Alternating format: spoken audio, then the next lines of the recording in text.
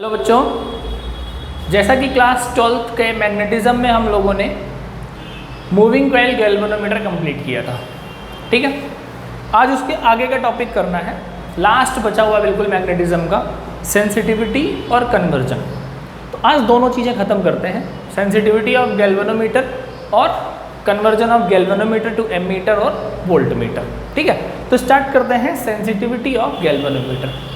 Basically बेटा सबसे पहली बात करते हैं सेंसिटिविटी क्या होती है, सेंसिटिव किसे कहते हैं, कि व्हाट इज सेंसिटिविटी। बोले बच्चा बड़ा सेंसिटिव इन नेचर है। अब इसको थोड़ा सा ऐसे समझो कि मान लो तुम किसी क्लास में हो, टीचर आया, किसी गलती पे किसी बच्चे के ना 10-15 झापड़ मार दिए, बिल्कुल सेट। बच्चे ने कुछ नहीं कहा यार, थोड़ा सा बैठ गया, गुस्सा तो आया लेकिन बैठ गया। दूसरे बच्चे के पास गया, जैसे एक चांटा मारा, लड़का एकदम फैल गया, पूरे स्कूल को पता चल गया कि इन वाले सर ने यार इस बच्चे को एक चांटा मारा। तो दोनों में ज़्यादा सेंसिटिव कौन है? बाद वाला बच्चा। क्यों? उसने डिफ्लेक्शन ज़्यादा प्रोड्यूस कर दिया। तो सेंसिटिविटी ऑफ गैल्वेनोमीटर को भी इसी तरीके से डिफाइन किया जा सकता है कि थोड़ा सा जॉकी को डिस्प्लेस करो उसके मिड पॉइंट से और लार्ज डिफ्लेक्शन मिल जाए तो हम बोलेंगे गैल्वेनोमीटर मच सेंसिटिव है या ज़्यादा सेंसिटिव है। अच्छा, गैल्वेनोमीटर की सेंसिटिविटी हम दो प्रकार से निकालते हैं। एक पहले निकालेंगे हम current sensitivity of galvanometer. Current sensitivity का मतलब हुआ deflection per unit current. Word समझो। अच्छा, कल की बात, पहले जो लास्ट क्लास की बात है उसे खत्म कर लेते हैं। मैंने NIAB इक्वल आपको पढ़ाया था C5, ये ध्यान होगा पिछली क्लास से।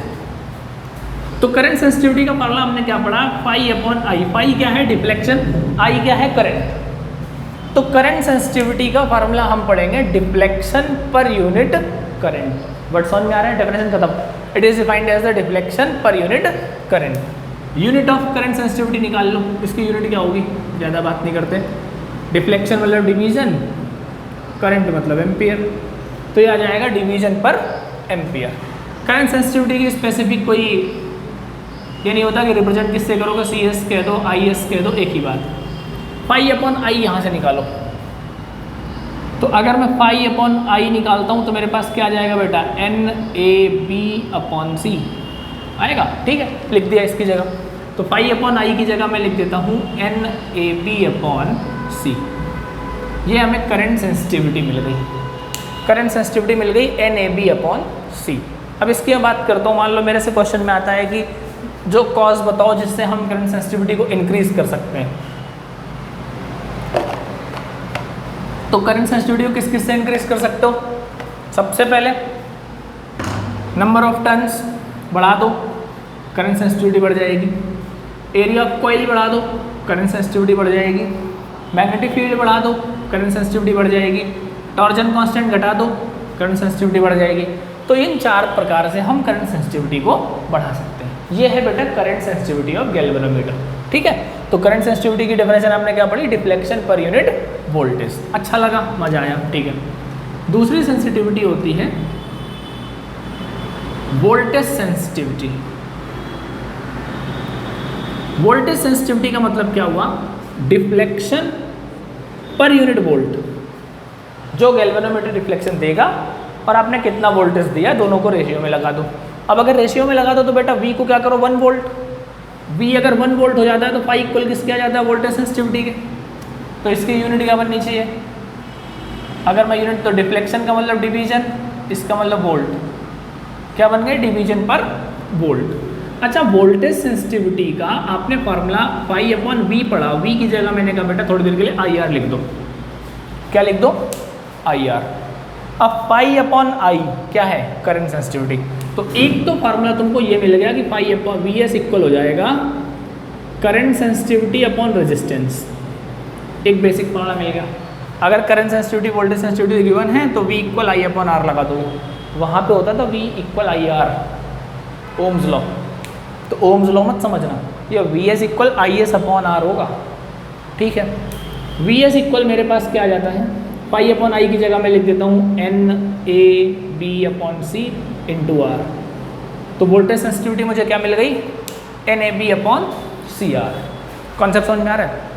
एक क्वेश्चन इसका जो कई बार मैंने पेपर में देखा है कि कहता है कि नंबर ऑफ टर्न्स डबल कर दो, करंट सेंसिटिविटी डबल हो जाती है, लेकिन वोल्टेज सेंसिटिविटी डबल नहीं होती, क्यों? सीधा क्वेश्चन है भाई, नंबर ऑफ टर्न्स अगर आपने डबल किया तो डायरेक्टली प्रोपोर्शनल दिख रही है, लेकिन एक चीज़ सोचो, अगर आपने नंबर ऑफ टर्न्स डबल किया तो लेंथ भी तो आपकी डबल हो गई, लेंथ भी तो ज़्यादा हो गई, लेंथ ज़्यादा हो गई तो रेजिस्टेंस क्या हो गया, बढ़ गया। अब अगर रेजिस्टेंस बढ़ गया तो वोल्टेज सेंसिटिविटी करेक्ट डबल नहीं होगी, चेंज होगी लेकिन डबल चेंज नहीं होगी, ठीक है।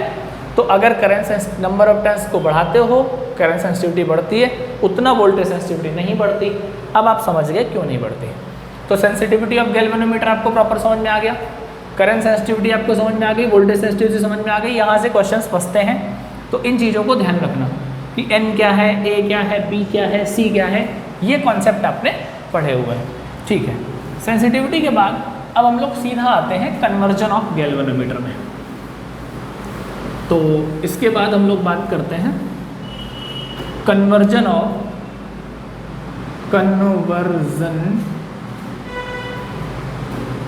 गैल्वेनोमीटर। अब कन्वर्ट करेंगे तो सबसे पहले कन्वर्ट होता है टू एमीटर। गैल्वेनोमीटर को एमीटर में कैसे कन्वर्ट करते हैं? गैल्वेनोमीटर को बेटा एमीटर में कन्वर्ट करने के लिए एक लो रेजिस्टेंस वायर गैल्वेनोमीटर के पैरेलल लगा दिया जाता है, हो गया कन्वर्ट। आप डेफिनेशन क्या लिखोगे? To convert galvanometer into ammeter a low resistance wire, जिसको हम लोग बोलते हैं शंट। इसका रेजिस्टेंस मान लो RS। एक लो रेजिस्टेंस वायर का अंट शंट वाला शंट नहीं है, शंट एक वायर है। लो रेजिस्टेंस वायर को ही हम क्या बोलते हैं? शंट बोलते हैं, ठीक है। तो एक लो रेजिस्टेंस वायर गैल्वेनोमीटर के पैरेलल लगा देते हैं, जिससे ये गैल्वेनोमीटर हमारा एमीटर में कन्वर्ट हो जाता है। क्लियर? अब इसके लिए बात कर लेते हैं सारी।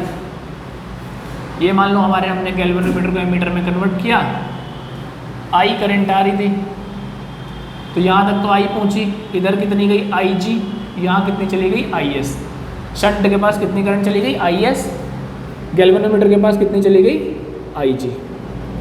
इसका रेजिस्टेंस मान लो RG है, गैल्वेनोमीटर का रेजिस्टेंस मैंने कितना मान लिया RG, शंट का रेजिस्टेंस मैंने कितना मान लिया RS, ठीक है, उससे कोई फर्क नहीं पड़ता। तो गैल्वेनोमीटर वोल्टेज क्या होगा? IG RG। शंट का वोल्टेज क्या होगा? IS RS। और I इक्वल मेरे पास क्या है? IG plus IS। मेरा मेन टारगेट क्या है? मेरा मेन टारगेट है RS निकालना, रेजिस्टेंस निकालना। अब ये देखो, ये शंट और गैल्वेनोमीटर सीरीज में जुड़े हैं या पैरेलल जुड़े हैं? मुझे दिख रहा है पैरेलल जुड़े हैं। पैरेलल में क्या सेम होता है? वोल्टेज सेम होता है। तो VG किसके बराबर आ जाएगा? VS के बराबर आ जाएगा।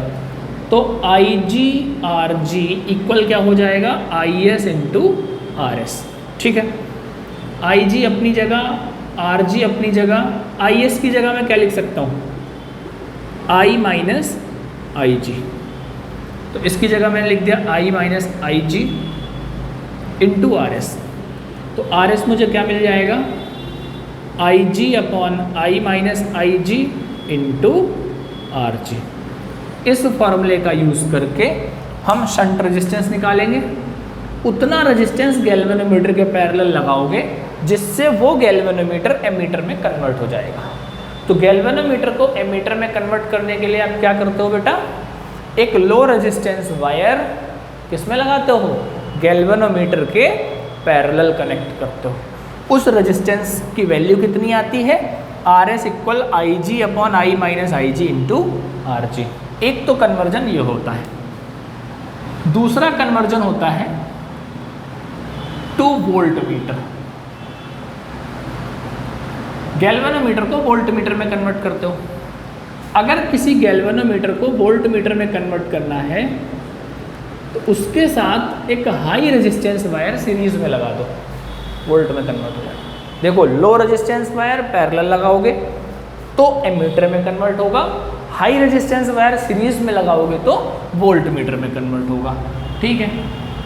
यहाँ से R की वैल्यू निकाल लो। ये मान लो I चला, करंट पूरे में I रहेगी, इसका रेजिस्टेंस RG मान लो, तो V इक्वल क्या होगा, I RG प्लस R। तो V अपॉन I इक्वल क्या आ गया, RG प्लस R। तो R की वैल्यू क्या आ गई, V upon I minus RG। इस फॉर्मूले का यूज़ करोगे तो ये वोल्ट मीटर में कन्वर्ट हो जाएगा। तो ये गैल्वेनोमीटर के कन्वर्जन्स हो गए। एमीटर में कन्वर्ट कर लिया आपने, वोल्ट मीटर में कन्वर्ट कर लिया। तो आज की क्लास में तुमने क्या पढ़ा, सेंसिटिविटी और कन्वर्जन। अब बेटा वोल्ट जो चैप्टर मैग्नेटिज्म है एज पर एनसीईआरटी सिलेबस, उसकी मैंने थ्योरी सारी डाल दी, ठीक है। अब इतना कंप्लीट कर लो, जितनी वीडियोस है मैग्नेटिज्म की सारी देख लेना, उससे तुम्हारा क्या होगा, सारा मैग्नेटिज्म चैप्टर क्लियर हो जाएगा। ओके बेटा, थैंक यू।